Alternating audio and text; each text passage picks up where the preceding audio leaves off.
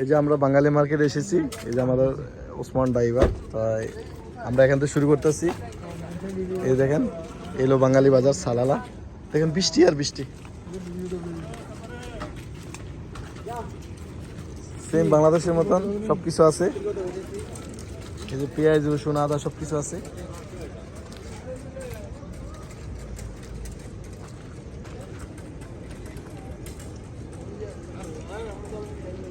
এখন আমরা যাবো চটপুটি খামু,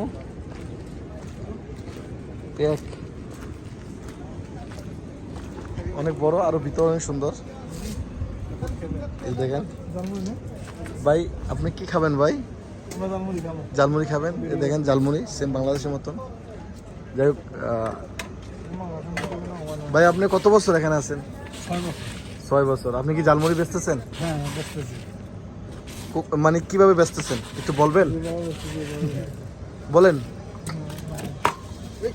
আছে এই সমস্যা নেই। মানে কিভাবে বেচতেছেন? 200 পয়সা, 100 পয়সা, 200 পয়সা। 200 পয়সা। আপনার বাড়ি কোথায়? আমার বাড়ি চাঁদপুর। চাঁদপুর, কুমিল্লা।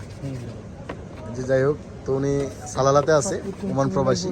ওনার জন্য অবশ্যই দোয়া করবেন।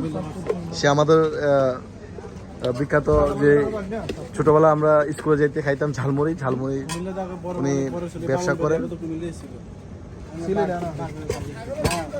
তো ভাইয়া আপনি ভিডিওটা আমি ইউটিউবে ছাড়বো, এতে কোনো সমস্যা নেই?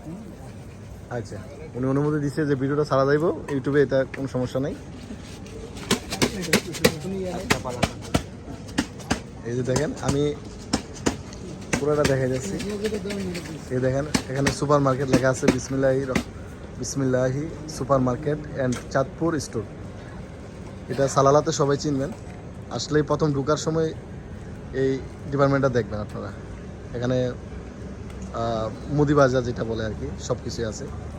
আর এর পাশে হইলো এই রোডটা, একদম সোজা ভিতরে গেলে আপনি সবজি ভেজিটেবল যা আছে সব কিছু পাওয়া যায়। তো ভিডিওর সাথে থাকেন অবশ্যই, আরও আমরা দেখার চেষ্টা করতেছি অবশ্যই।